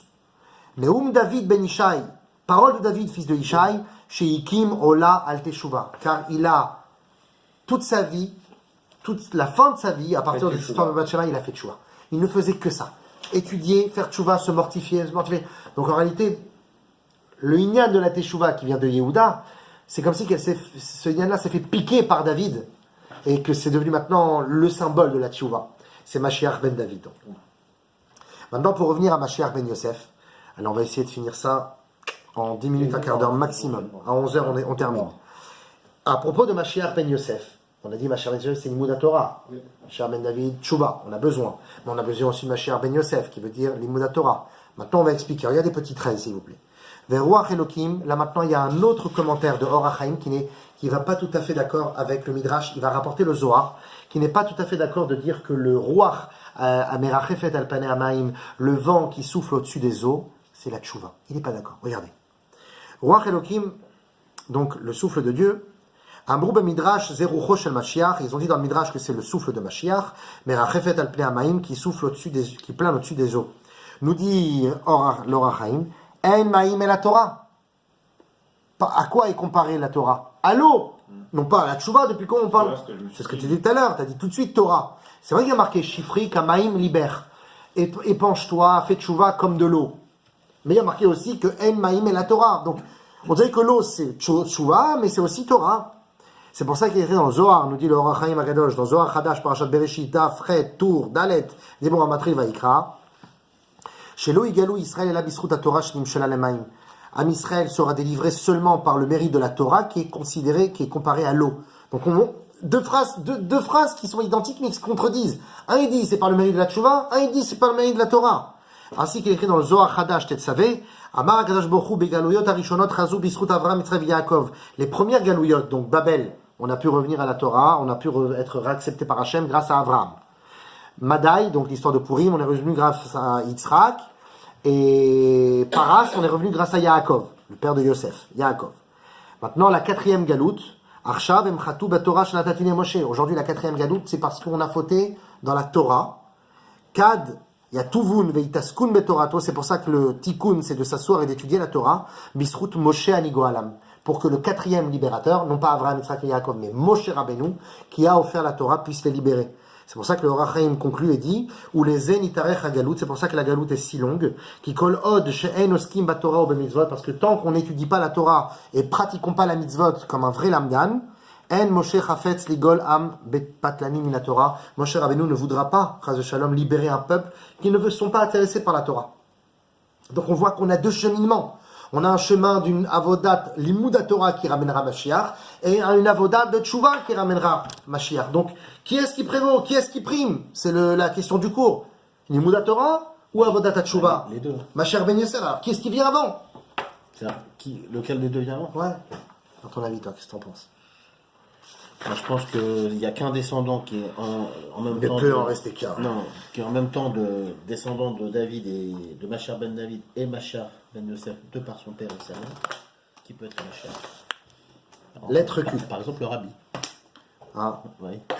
Voilà pourquoi il y a marqué à propos de Moshe Rabbeinu que juste avant de sortir d'Égypte, on va essayer de ne pas s'arrêter maintenant. C'est pour ça qu'au moment où Moshe Rabbeinu sort d'Égypte, la première chose qu'il fait, c'est de rechercher le tombeau de Yosef. Vaikach Moshe et Atzmot Yosef Imo. Moshe recherche et prend les ossements de Yosef avec lui. Shmot Yud Gimel Yud Tet. Pourquoi? Parce qu'il veut quitter l'Égypte seulement par la Atzmut. Les Atzamot, c'est les os, mais Atzmut, qui forme les mêmes lettres, c'est la profondeur, l'essence de Yosef. Et c'est quoi l'essence de Yosef? C'est Limud Torah. Il ne quitte l'Égypte qu'avec le Limud Torah. C'est comme ça qu'on peut sortir d'Égypte, d'après donc le Zohar. Concrètement, Moshe Rabbeinu va quitter l'Égypte avec Yosef Hatzadik. Vaikach Moshe et Atzmot Yosef Imo. Moshe Rabbeinu, il prend avec lui les ossements de Yosef. Shmot Yud Gimel Yud Tet. Parce qu'il veut quitter l'Égypte, il sait que la Géoula viendra seulement par la Atzmut, non pas les Atzamot, mais le Atzmut, l'essence de Yosef, c'est le Limud Torah. Donc on a deux avis sur Alpene Hamaim, sur la surface des eaux. Qu'est-ce que c'est que les eaux? Comment arrive Mashiach? Par la Tshuva ou par le Limud Torah? D'après le Midrash, ça vient par la Tshuva, par Mashiach ben David. Et d'après le Zohar, ça vient par le Limud Torah, Mashiach ben Yosef. Étant donné que Elou ve'Elou divrei Elokim Chaim, ils sont les deux des paroles saintes de Dieu, on a besoin des deux.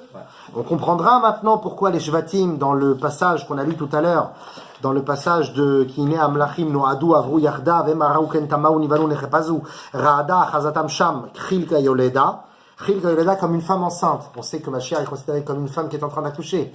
Donc cet accouchement dans le frisson, Cette femme qui est, ouais, mais l'accouchement, c'est-à-dire les souffrances de la venue de Mashiach, lorsque la femme qui est en train d'accoucher, elle souffre de ce Mashiach qui va sortir, eh bien, tous les gens qui observent ce combat des Melachim Noadou, des Melachim qui se liguent l'un contre l'autre, qui disparaissent, qui s'épouvantent, qui font frissonner tout le monde, à la fois, qu'est-ce qu'ils disent les Shvatim, nous dit le Midrash, Maerpat lanou, finalement, pourquoi on se prend la tête? Yé les Melech Bedayen, Melech, qu'on n'est qu'à avoir deux rois. On n'a qu'à avoir finalement ces deux états d'esprit, et de la Tchouva et la Torah. Mais la question, c'est qui est-ce qui passe avant? Et donc la réponse sera donnée par Yaakov Avinu. On comprendra pourquoi Yaakov Avinu, par son fabuleux roi HaKodesh, il a envoyé qui en premier vers qui? Yehuda vers Yosef. Yosef Hatzadik, qui est le Limoud Torah, il dit à Yosef Hatzadik, oui, Limoud Torah c'est beau, mais il faut d'abord qu'il y ait une avodat Tchouva, une introspection avant que cette étude. Évidemment, il y a aussi le fait d'étudier la Torah, que quand tu étudies un peu de choses, ça te donne envie de faire Tchouva. Ça ne s'appelle pas encore Limoud Torah. Le limoud que tu fais avant la tchouva, ça s'appelle une introduction qui te donne envie. Le vrai limoud ne peut venir qu'après avoir fait une introspection. Parce que sinon, ça s'appelle de la science, c'est intéressant, c'est de belles choses. Un bon moment, quoi. Un bon moment. La tchouva doit être préalable. Et la tchouva, c'est quoi? C'est d'ouvrir son cœur. C'est de se dire, je vais un shiur Torah. Là, je vais pas pour kiffer des chidushim, forcément. C'est possible que ça va être nul, le niveau chidush.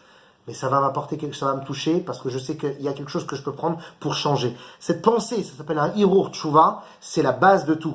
Et c'est la raison pour laquelle il envoie Yehuda en premier pour préparer les yeshivot. Il lui dit pas pour préparer la tchouva. Il lui dit parce que le but c'est l'Imoud Torah. Le but c'est de Bet Talmud. Le but c'est d'ouvrir une yeshiva quand tu arrives. Mais qui est-ce qui va le faire? Yehuda, le monde de la teshuva. Parce que c'est la teshuva qui doit être préalable. On peut véritablement atteindre le Limoud Torah qu'avec une tchouva sincère avant. C'est pour ça qu'il est écrit dans le Teilim Nun Tetzain, il y a marqué Ul Rasha Amar Elokim. Hachem il dit au Rasha, Malecha lesaper chukai. Qu'est-ce que tu racontes mes lois? Vatissa briti alepicha. Comment ça se fait que tu évoques mon alliance dans ta bouche? Il dit au Rasha, t'as pas à parler de ma Torah. Je vous répète, Ul Rasha Amar Elokim. Hachem il dit au Rasha, Malecha lesaper chukai. Qui t'a permis de raconter mes lois? Il a perdu son accent. Vatissa beriti alepicha, et d'évoquer l'alliance dans ta bouche. Le Baeretev dans le Shulchan Aruch Orchaim Siman Tavkuf Ain Aleph Ot Aleph, au nom du Rabbeinu Arizal, il nous dit comme ça: Chez Kol Amaasim Shadam Ose Vetorah Shelomed Ve'odo Rasha Be'avonotav Arabim Osif Koach Baklipot. Magnifique. Il dit comme ça: toutes les actions qu'un homme fait, ou toute la Torah qu'il va étudier alors qu'il est encore Rasha dans sa tête, qui ne veut pas quitter sa Averot, et qui ne veut pas quitter sa Goya, qui ne veut pas quitter sa... eh bien, il est en train, en faisant une mitzvah, en faisant un zdaka, en allant au cours de Torah, il est en train de rajouter à chaque fois davantage de force au klipot. Au clipot. Au klipot. C'est un truc de fou. Parce qu'en fait, il n'est pas dans un esprit d'attraper quelque chose pour se changer. Il est dans un esprit de tzedaka, c'est funky, tout le monde va dire que je suis riche. Étudier, j'aime bien, c'est scientifique, c'est probant, etc. Donc il n'est pas du tout dans un état de réception intérieure. C'est pour ça que tout ce qu'il va étudier, toutes les actions qu'il va faire, sans qu'il ait pensé un peu à la tchouva, c'est comme si qu'il a donné des forces au klipot. C'est un chidouche extraordinaire du Harizal, qui fait peur. Attends, parce que j'essaie de... un truc... Non, ne va pas trop loin. Non, je vais pas trop loin. Et quand il fera tchouva, toute l'étude qu'il a appris de cette manière, toutes les mitzvot qu'il a fait de cette manière, elles sortiront de la clipa. Il pourra les ressortir de là-bas. Je te rappelle, on avait appris, c'était le loul, la niche. Je te rappelle, et Aleph, loul. Donc finalement, c'est quoi? C'est que cette Torah ou ces mitzvot qu'on fait dans un état sans préparation d'introspection, sans préparation intellectuelle ou émotionnelle de je suis ouvert je veux Dieu, je veux Torah, je veux mitzvot. Même s'il n'a rien fait encore, parce que cette petite ouverture qui s'appelle tchouva permettra que l'étude ou les mitzvot qu'il va faire ne seront pas prises par l'équipe Klipot. Ça, c'est le Harizal. Mais plutôt par le Harizal au nom du... Enfin, le Baer Etev au nom du Harizal. Le Baer Etev au nom du Harizal, il dit voilà pourquoi c'est important de se préparer au Limud Torah avec une petite chouva préalable. Et il dit comme ça, parce que quand un homme il veut étudier ou pratiquer, préalablement, il doit d'abord avoir un petit sentiment de tchouva, un petit sentiment d'ouverture à ses fautes. Et à ce moment-là, quand il fait tchouva, même un instant, il monte en un instant d'un niveau de rachat à un niveau de tzaddik ou de benoni.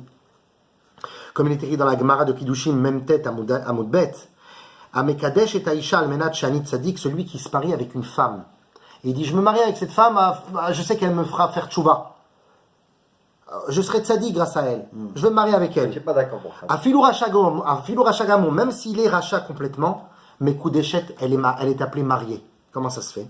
Shema Irer Tchouva Bedato. Parce que quand il a dit, je me marierai avec elle, car peut-être elle me fera faire tchouva après, le fait d'avoir dit ça, c'est déjà une pensée de tchouva, et donc il se marie dans le fond pour le bien. On te dit, mais Koudeshet, elle est mariée avec toi. C'est pas une mauvaise pensée qu'il a eue, alors que c'est un rachat pour l'instant. Parce que comme il a une pensée de pouvoir peut-être devenir un jour tzaddik, c'est ça qu'on demande. On ne demande pas de devenir, de mettre les films tous les jours, de faire pousser la barbe. C'est pas ça la tchouva. La tchouva, c'est une pensée de, un petit pincement de dire, Hachem, allez, je veux faire mieux pour toi.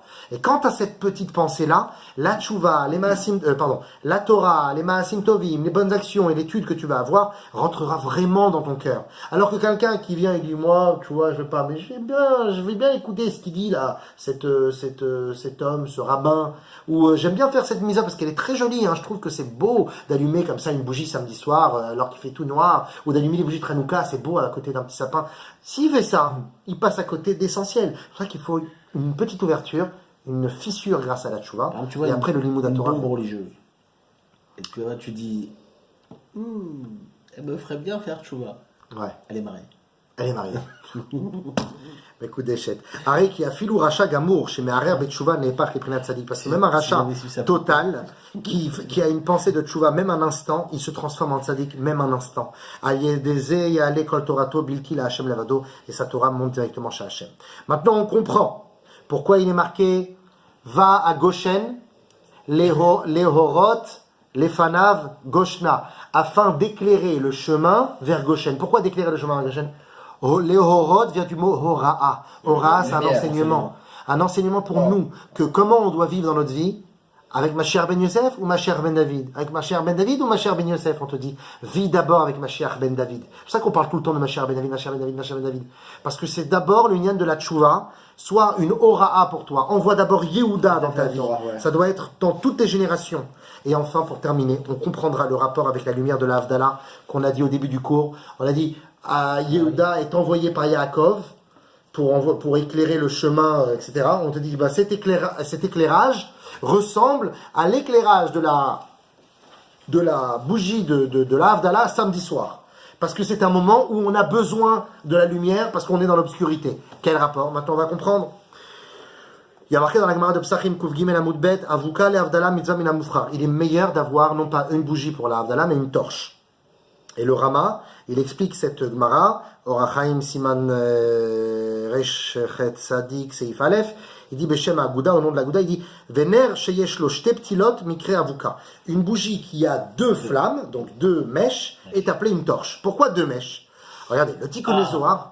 Mashiach ben David. Non, ouais, alors on a envie de dire ça, mais tu vas voir, c'est autre chose. Le Tikkun Zohar, Tikkun Vav, Kouf Mem Gimel Amudbet, je suis dans la dernière colonne à droite, révèle pourquoi il y a deux mèches dans la bougie de la Havdalah. Et pourquoi dire aussi Boré Meoré Aesh, celui qui crée les feux. Il y a 2 semaines là. Ouais, là c'est encore autre chose. Boré Meoré Aesh, celui qui crée les feux. Pourquoi au pluriel? Au pluriel de lumière, parce que nous dit le Zohar, Bereshit, la création du monde, si tu prends toutes les lettres de Bereshit, ça fait Betrei Esh, qui veut dire en araméen deux feux. Bereshit, c'est deux feux. Deux feux pourquoi? Parce que chaque Motzei Shabbat, vous savez que Shabbat rentre en nous une Neshama supplémentaire. Mais Motzei Shabbat, à la sortie du Shabbat, cette Neshama supplémentaire nous quitte. C'est pour ça qu'on est un peu rastratique samedi soir. Chaque Motzei Shabbat, la Neshama Itara nous quitte, et le moment de recharge et d'élévation du Shabbat est terminé. Nous devons à nouveau entrer dans la galoute de la semaine, où il est plus dur de consacrer du temps au Limud Torah. Quand est-ce qu'on a du temps pour les Limud Torah plus? Le Shabbat. Donc le Shabbat, c'est un peu notre sanctuaire de Torah. La semaine, c'est le sanctuaire de la semaine. Alors qu'est-ce qu'on fait juste avant de rentrer dans la semaine, les frères? On va prendre une bougie, on va dire Boré Meoré Aesh. J'achète, bénis-moi de pouvoir avoir deux feux avec moi, nous dit le Zohar. Quels sont ces deux feux? Torah Shebirtav, Torah Shebealpe. Une Torah orale, une Torah écrite. Que ces deux feux m'accompagnent. Parce que comme tout le Shabbat, j'ai eu la Torah, maintenant je n'ai plus la Torah. Enfin, je l'ai moins. La semaine, j'aurai moins de Torah. On te dit, t'inquiète pas, tu l'auras parce que tu vas te faire accompagner d'une flamme qui s'appelle Torah, qui Kiner Hashem Nishmatadim, mais aussi parce que Torah Or, la lumière de la Torah la Torah est appelée lumière. Qu'est-ce que c'est que le Shabbat? Le Shabbat, c'est un moment de ressources, mais surtout un moment de tchouva. D'accord? Shabbat, c'est les lettres de Shin, Bet, Tav, qui veut dire Shabbat Bo Tashuv. Le Shabbat, tu dois revenir. Donc si Shabbat, c'est tchouva, la tchouva amène à quoi? Au Limud Torah de la semaine. Mais un Limud Torah qui va être préalablement allumé par 2 flammes avec les 2 mèches. Donc il y a d'abord Shabbat où on fait un moment de tchouva, parce que Shabbat vient du mot le tashuv, de revenir. Et quand on a fait cette tchouva préalable, la tchouva préalable de Shabbat te permettra d'étudier une Torah convenablement la semaine. Et qui est-ce qui fait la connexion? C'est cette bougie de Havdalah. C'est pour ça qu'on dit que Yaakov envoie Yehuda au devant. C'est comme si c'était Hachem qui l'envoyait au devant. Il envoyait 2 flammes. Et il dit au Ham Israël, Ham Israël, vous avez passé un Shabbat entier à faire tchouva, magnifique, Shabbat, Minachon, Tachou, vous êtes revenus. Maintenant que vous avez fait tchouva, vous pouvez commencer à étudier la Torah. Mais Hachem, on ne peut pas étudier la Torah, on est en pleine semaine, c'est difficile. Ben, cette Torah-là, on va encore plus fort, parce que comme vous avez fait tchouva Shabbat, la Torah que vous allez étudier après cette tchouva est une Torah merveilleuse. Le Mashiach ben Yosef qui vient après Mashiach ben David, ou Yosef qui vient après Yehuda, c'est un Yosef qui tient, c'est un Yehuda qui tient. Et pour que ceci soit pour vous un signe, je vous ferai allumer un air de Motzei Shabbat qui sera profitable que dans l'obscurité de l'exil, l'obscurité de la semaine, là où vous êtes perdus. Allumez 2 bougies, allumez 2 flammes, 2 feux qui feront référence à Torah Shebirtav et Torah Shebe'alpeh. C'est pour ça qu'il est écrit dans Shabbat Kuf Yutret Amud Bet, Kol HaMeshamer Shabbat Keilchato, celui qui fait Shabbat avec halacha, afilu oved avodazara kedor enosh mochlim lo. La Gemara dit que celui qui fait bien Shabbat keilcheta, même s'il fait des averot comme la génération de Enoch, petit-fils de Adam, ces averot sont pardonnés. Ça veut dire quoi? Que la tchouva, c'est Shabbat. Shabbat, c'est l'archétype de la tchouva. C'est pas marqué ça dans le Shulchan Aruch arabe là, qui lui dit que Shabbat c'est rapporté aussi, mais c'est la source, c'est la Gemara. Que Shabbat, c'est comparable à toutes les mitzvot. Exact. Dans la Gemara de Shabbat Kufyutet Amud Bet, 119b, il y a marqué Kol Hamitpalel Be'erev Shabbat Ve'omer Vayochulu, tout celui qui prie vendredi soir et qui dit Vayochulu Hashamayim Va'aretz, etc. Shenei Melachei Asharet Me'alvim Lolada Menechim Yedehem Al Rosho, les 2 anges qui t'accompagnent jusqu'à la maison, les Melachei Asharet auxquels tu chantes Shalom Aleichem, c'est à qui tu parles? Tu parles aux anges. Bah, ces 2 anges-là, ils posent ta main sur ta tête. Ils posent leurs mains sur ta tête. Ve'omrim lo, ils lui disent ce qui est écrit dans Yishaya Vav Zayin, Ve'sar avoncha vechatatecha techupar. Tes fautes sont pardonnées et tes erreurs sont effacées. C'est-à-dire que finalement, le Shabbat, au moment où on dit Vayochulu, c'est le moment de tchouva par excellence. Ce Shabbat-là, cette réunification avec Akadosh Baruch Hu par la tchouva, est une préparation à la semaine. La semaine, ça va être un moment où, justement, on ne pense pas que c'est Limud Torah, mais c'est maintenant que ça commence, c'est le Limud Torah. Le Shabbat, c'est un moment d'élévation, mais cet moment d'élévation, tu ne peux pas le faire perdurer dans la semaine. La semaine, tu vas devoir faire des efforts pour venir à un cours, même s'il y a un super match. Et quand tu fais ça, quand tu fais Limud Torah, grâce au fait que je t'ai eu Shabbat juste avant, bah, tu es comme un peu Yehuda, qui prépare le chemin en allant vers Yosef. Une Teshuvah qui prépare le chemin pour aller vers Limud Torah. Et on comprendra le rapport avec l'Avdallah selon le Shla Kadosh, et on terminera avec ça. Les paroles du Shla sont merveilleuses. Regardez petit X. Après. Ine kichen ziu biura midrash. Ceci est l'explication qu'on a vue dans le midrash tout à l'heure. Yelmedu rabbeinu et matayim vrachim alaner b'motzei Shabbat. Enseigne-nous, notre maître, quand est-ce qu'on doit allumer la bougie de samedi soir? Keloma, nous dit le Shla. Kelomar, mimatay efshar levarech lifnei Hashem alaner mitzvah Torah. C'est-à-dire, quand est-ce qu'on doit allumer une bougie? Quand est-ce qu'on doit allumer une bougie Motzei Shabbat? C'est-à-dire quoi? Quand est-ce qu'on peut commencer à étudier la Torah? On a dit la bougie, c'est la Torah. Les 2 mèches, c'est Torah Shebertav, Torah Shebe'alpeh. Donc la question c'est, maître, enseigne-nous quand est-ce qu'on peut commencer à étudier la Torah après Shabbat? Share im... Attends, parce que c'est ce qu'on a dit si j'étudie la Torah alors que j'ai pas fait de tchouva avant, ma Torah ne servira à rien. Exactement. Donc je te demande, quand est-ce qu'on a le droit d'allumer la bougie Motzei Shabbat? Quand est-ce qu'on a le droit d'allumer la Torah? Quand est-ce que j'ai le droit d'étudier la Torah? Alors, parce que normalement un rachat qui dit la Torah, qui n'a pas fait de tchouva, Hachem lui dit qui t'a permis de parler de mes lois? Malecha le saper chukai. C'est pour ça que le Midrash répond, ah, tu veux savoir quand est-ce que tu peux commencer à étudier la Torah? Je vais te dire, car Shanoura Botenu, nos maîtres nous enseignent, En vachim alaner acheyoto leoro. tu as le droit d'allumer la bougie, c'est-à-dire tu as le droit d'étudier la Torah seulement quand elle est profitable. Quand est-ce que la Torah est profitable? Seulement quand tu as fait une tchouva avant. Parce que si tu as fait la tchouva avant, c'est une Torah qui rentre dans une oreille, qui sort de l'autre. C'est une Torah qui rentre pas dans ton cœur, c'est une Torah qui t'atteint pas, qui te percute pas. Quand est-ce qu'elle te percute? Quand elle est profitable pour toi. Et quand est-ce qu'elle est profitable pour ton âme? Quand tu as fait une tchouva préalable. C'est-à-dire que l'Omar, seulement après que dans le ciel on dira, sa Torah elle est bonne, elle. Sa Torah elle est bonne lui, parce que sa Torah elle est vraie, sa Torah elle tient. Parce que il a fait Shabbat. Comme il a fait samedi soir, vendredi soir, samedi midi, il a fait tout Shabbat, il a fait une tchouva, maintenant sa Torah qu'il va étudier, elle sera profitable. Alors on pourra faire la bracha sur la bougie, qui est la bougie de la Limuda Torah. C'est pour ça que le Midrash ramène une preuve, en disant, ou minaim lamdu mina kadosh baruch hu, et d'où apprend-on cela? De Hachem lui-même, chez Neymar, comme il est dit, vayar Elokim et Taor Kitov. Dieu vit que la lumière était bonne. C'est quoi Dieu vit que la lumière était bonne? Dieu vit que le Limud Torah était bon. C'est ça. Dieu vit que le Limud Torah était bon. Mais quand est-ce que le Limud Torah est bon? Parce que vayavdel Elokim ben Aor ou ben Achosher. La lumière est bonne quand elle est séparée de l'obscurité. La Torah est bonne quand elle est séparée de « ouais, j'existe, ouais, je kiffe, la science et tout ». Quand je suis dans un inyan de tchouva, cette Torah, elle est profitable. C'est pour ça qu'Hachem, il dit la Torah, elle est belle, la Torah, elle est or, la Torah, elle est lumière. Mais cette Torah, elle doit être séparée de l'obscurité. Si c'est une Torah où tu n'as pas encore fait tchouva, c'est pas une Torah profitable. Et donc, tu n'as pas le droit d'allumer la bougie de Motzei Shabbat.